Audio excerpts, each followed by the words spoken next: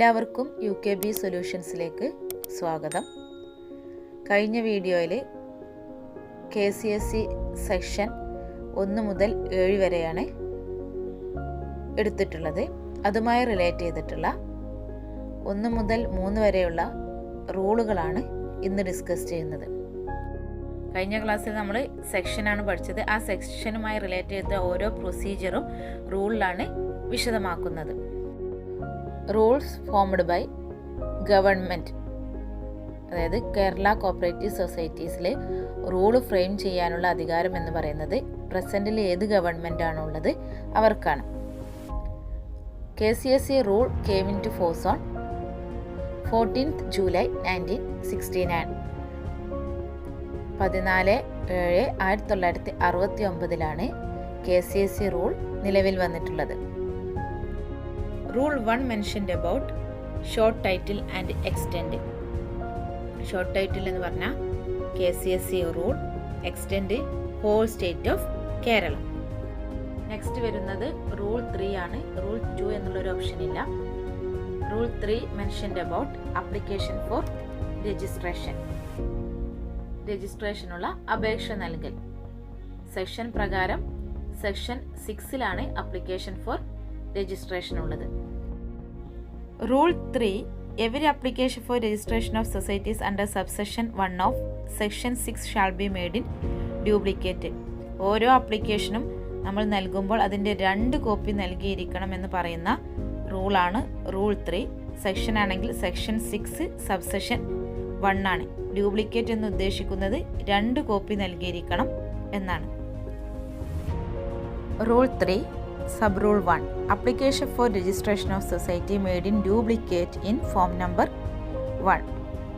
application for registration duplicate copy ഉണ്ടാക്കണം എന്ന് പറഞ്ഞു. ആ ഡ്യൂപ്ലിക്കേറ്റ് ഫോം നമ്പർ 1 നൽകേണ്ടത്. അതായത് ഒരു രജിസ്ട്രേഷൻ നമ്മൾ അപേക്ഷ നൽകുമ്പോൾ അത് ഫോം നമ്പർ 1 നൽകുക.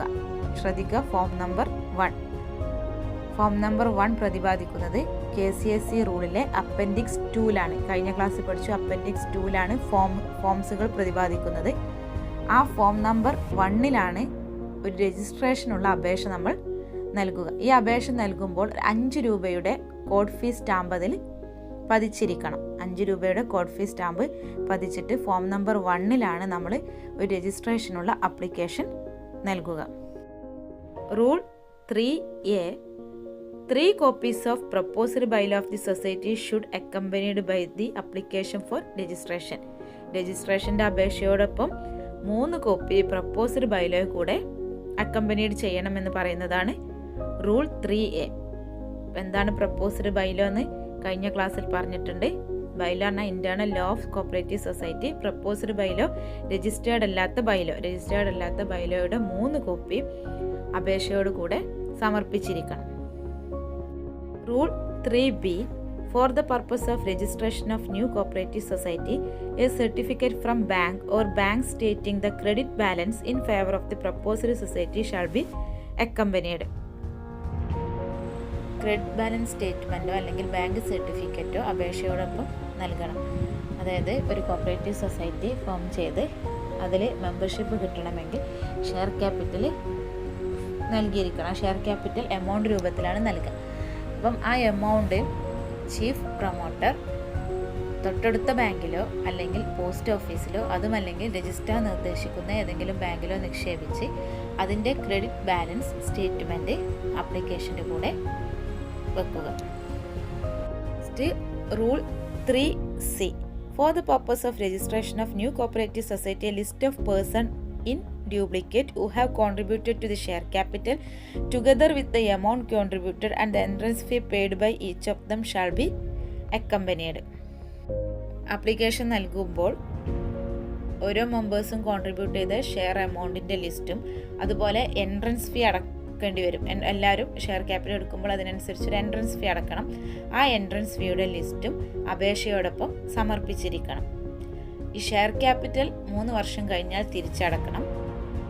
ആവശ്യപ്പെട്ടാൽ തിരിച്ചു നൽകേണ്ടതാണ് 3 വർഷത്തിന് ശേഷം. എന്നാൽ എൻട്രൻസ് ഫീ തിരിച്ചടക്കേണ്ടതില്ല. എൻട്രൻസ് ഫീ എന്ന് പറഞ്ഞാൽ ഒരു മിസ്ലേനിയസ് ഇൻകമാണ്. അത് തിരിച്ചു കൊടുക്കേണ്ടതില്ലാത്ത എമൗണ്ടാണ്. Rule 3D mentioned about scheme showing the details of the soundness of the proposed society shall be accompanied with the application for registration. Rule 3Dയിൽ പറയുന്നത് നമ്മൾ ഫോം ചെയ്യുന്ന കോപ്പറേറ്റീവ് സൊസൈറ്റിയുടെ പ്രവർത്തനങ്ങൾ എന്തെല്ലാമാണ്, അതൊരു സൊസൈറ്റിക്ക് എത്രത്തോളം ഉപകാരമുള്ളതാണെന്നൊക്കെ തെളിയിക്കുന്ന ഫിനാൻഷ്യൽ സൗണ്ട്നെസ് അല്ലെങ്കിൽ സ്ഥിരത കാണിക്കുന്ന ഡീറ്റെയിൽസ് ആപ്ലിക്കേഷൻ്റെ കൂടെ നൽകിയിരിക്കണമെന്നാണ്. Rule 3E Any other information and documents required by the registrar shall accompanied with the application for registration of society by chief promoter. Rule 3E പറയുന്നത് മറ്റു എന്തെങ്കിലും ഇൻഫോർമേഷൻ അല്ലെങ്കിൽ ഡോക്യുമെൻ്റ് രജിസ്ട്രാർ ആവശ്യപ്പെടുകയാണെങ്കിൽ അത് ചീഫ് പ്രൊമോട്ടർ നൽകിയിരിക്കണം എന്നുള്ളതാണ്. ഒരു സൊസൈറ്റി ഫോം ചെയ്യണമെങ്കിൽ minimum 25 members from different families, 25 members വ്യത്യസ്ത ഫാമിലിയിൽ നിന്നും കണ്ടെത്തണം. അതിനുശേഷമാണ് ആപ്ലിക്കേഷൻ കൊടുക്കുന്നതൊക്കെ. ആ ഒരു സമയത്ത് ഒരു കമ്മിറ്റി ഫോം ചെയ്യണം. Committee formed four the purpose of registration വേണ്ടി ഒരു കമ്മിറ്റി ഫോം ചെയ്യും. ആ കമ്മിറ്റിക്ക് പറയുന്ന പേരാണ് പ്രൊമോട്ടേഴ്സ് കമ്മിറ്റി. ഈ പ്രൊമോട്ടേഴ്സ് കമ്മിറ്റിയിൽ 3 മുതൽ 5 വരെ മെമ്പേഴ്സ് ഉണ്ടാകും. അതൊക്കെ എക്സാമിന് ചോദിച്ചിട്ടാണ് എത്ര മെമ്പേഴ്സ്, 3 to 5 മെമ്പേഴ്സ്. ഈ 3 to 5 മെമ്പേഴ്സിൽ നിന്നും ഒരാളെ ചീഫ് പ്രൊമോട്ടറായി സെലക്ട് ചെയ്യും. പിന്നെ എന്ത് കാര്യങ്ങളും നടത്തേണ്ടത് ചീഫ് പ്രൊമോട്ടറുടെ നേതൃത്വത്തിലാണ്. അപ്പം എന്തെങ്കിലും അതർ ഇൻഫോർമേഷൻ അല്ലെങ്കിൽ ഡോക്യുമെൻ്റ് രജിസ്ട്രാർ ആവശ്യപ്പെടുമ്പോൾ അത് നൽകേണ്ട ബാധ്യത എന്ന് പറയുന്നത് ചീഫ് പ്രൊമോട്ടർക്കാണ്. Rule 3 sub rule 2 for the purpose of registration the application shall be signed by 25 members from different families. സെക്ഷനിൽ പറഞ്ഞ പോലെ തന്നെ ഒരു ആപ്ലിക്കേഷന് നൽകുമ്പോൾ അതിൽ മിനിമം 25 മെമ്പേഴ്സ്, ഡിഫറെൻറ്റ് ഫാമിലിയിൽ നിന്നുള്ള 25 മെമ്പേഴ്സിന് സൈൻ ചെയ്തിരിക്കണം എന്ന് പറയുന്നതാണ് rule 3 sub rule 2. Rule 3 sub rule 3 For the purpose of registration, any member of the applicant shall be registered society. A member of the committee shall be authorized by the committee of that society by resolution to sign the application. ഒരു cooperative society form ചെയ്യാനുള്ള minimum members എന്ന് പറഞ്ഞ് 25 from different families എന്ന് പറഞ്ഞു. ഈ 25 from different families എന്ന് പറയുന്നത് എല്ലാവരും പേഴ്സൺ തന്നെ ആയിക്കൊള്ളണമെന്നില്ല. കമ്മിറ്റികൾക്കാവാം, സൊസൈറ്റികൾക്കാവാം, സ്റ്റാറ്റ്യൂട്ടറി ബോഡിക്കാവാം മെമ്പേഴ്സ്, അതുപോലെ നോൺ സ്റ്റാറ്റ്യൂട്ടറി ബോഡിക്കൊക്കെ മെമ്പേഴ്സ് ആവാം. അപ്പം ഇവിടെ പറയുന്നത് ഇങ്ങനെ ഈ ഒരു മെമ്പർ എന്ന് പറയുന്നത് രജിസ്റ്റേർഡ് സൊസൈറ്റി, മറ്റൊരു സൊസൈറ്റിയാണ്. ഈ ഒരു സൊസൈറ്റിയിൽ മെമ്പർ ആവുകയാണെങ്കിൽ അവരെ സൈൻ ചെയ്യാൻ അവർക്ക് ഒരു മെമ്പർ ഓഫ് കമ്മിറ്റി, മാനേജിങ് കമ്മിറ്റിയിലുള്ള ഒരു മെമ്പർക്കാണ് സൈൻ ചെയ്യാനുള്ള അധികാരമുള്ളൂ എന്ന് പറയുന്ന റൂളാണ് റൂൾ 3 സബ് റൂൾ 3. കമ്മിറ്റിയിലെ ഏതെങ്കിലും ഒരു മെമ്പേഴ്സിനാണ്, a member of the committee, ഒരു മെമ്പർക്കാണ് സൈൻ ചെയ്യാനുള്ള അധികാരം. Rule 3 sub rule 4 For the purpose of registration, any member of the applicant is a statutory or non-statutory body or committee or corporation. That body shall authorize any person to sign the application for registration. നേരത്തെ പറഞ്ഞത് registered society ആണെങ്കിൽ a member of the കമ്മിറ്റിക്കാണ് sign ചെയ്യാനുള്ള അധികാരം. എന്നാൽ ഇവിടെ പറയുന്നത് statutory body or non statutory body or committee or corporation, statutory panchayat, municipality ഇങ്ങനെ തുടങ്ങിയ സ്റ്റാറ്റ്യൂട്ടറി ബോഡികളുണ്ടല്ലോ, അല്ലെങ്കിൽ നോൺ സ്റ്റാറ്റ്യൂട്ടറി ബോഡി, അല്ലെങ്കിൽ ഒരു കമ്മിറ്റി അല്ലെങ്കിൽ കോർപ്പറേഷൻ ആണെങ്കിൽ അവർക്ക് ഏതെങ്കിലും ഒരു വ്യക്തിക്ക്, എനി പേഴ്സൺ, അതിലെ ഏതെങ്കിലും ഒരു വ്യക്തിക്ക് സൈൻ ചെയ്യാനുള്ള അധികാരമുണ്ട്. അവിടുത്തെ അതോറിറ്റി തീരുമാനിക്കുന്ന ഒരു വ്യക്തിക്ക്, ഏതെങ്കിലും ഒരു വ്യക്തിക്ക് ആപ്ലിക്കേഷനിൽ സൈൻ ചെയ്യാനുള്ള അധികാരമുണ്ട് എന്ന് പറയുന്ന റൂളാണ് റൂൾ 3 സബ് റൂൾ 4.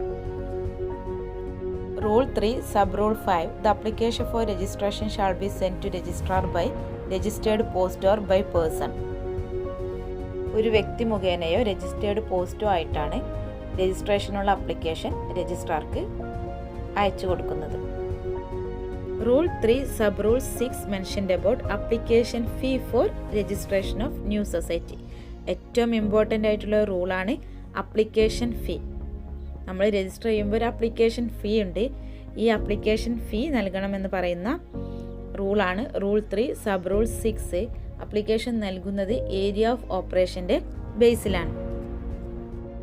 രജിസ്ട്രേഷൻ്റെ ഫീ കണക്കാക്കുന്നത് area of operation of the സൊസൈറ്റിയുടെ ബേസിലാണ്. വിത്തിൻ ദ താലൂക്ക് ആണെങ്കിൽ, ഒരു താലൂക്കിനുള്ളിലാണെങ്കിൽ 2000 രൂപയാണ് രജിസ്ട്രേഷൻ ഫീ എന്ന് പറയുന്നത്. The area of operation is A taluk and above but less than A district challan receipt of ₹4000.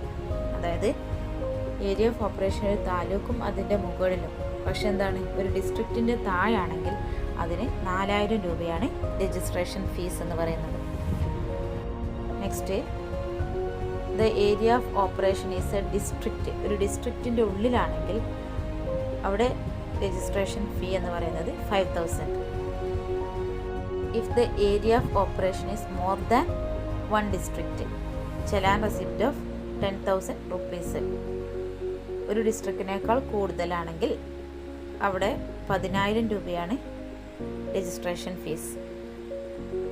Woman സൊസൈറ്റീസോ ഷെഡ്യൂൾഡ് കാസ്റ്റോ ഷെഡ്യൂൾഡ് ട്രൈബോ സൊസൈറ്റീസ് ആണെങ്കിൽ 500 രൂപയാണ് registration fee. School or college societies ആണെങ്കിൽ 100 രൂപയാണ് രജിസ്ട്രേഷൻ ഫീസ്.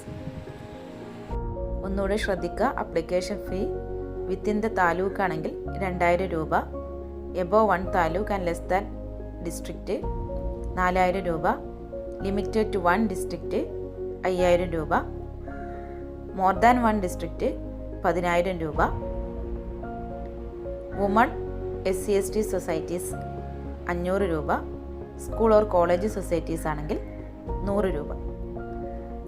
ഈ രജിസ്ട്രേഷൻ ഫീ എല്ലാവരും നിർബന്ധമായും പഠിച്ചിരിക്കുക. ഏറ്റവും ഇമ്പോർട്ടൻ്റ് ആയിട്ടുള്ളൊരു ഏരിയ ആണിത്.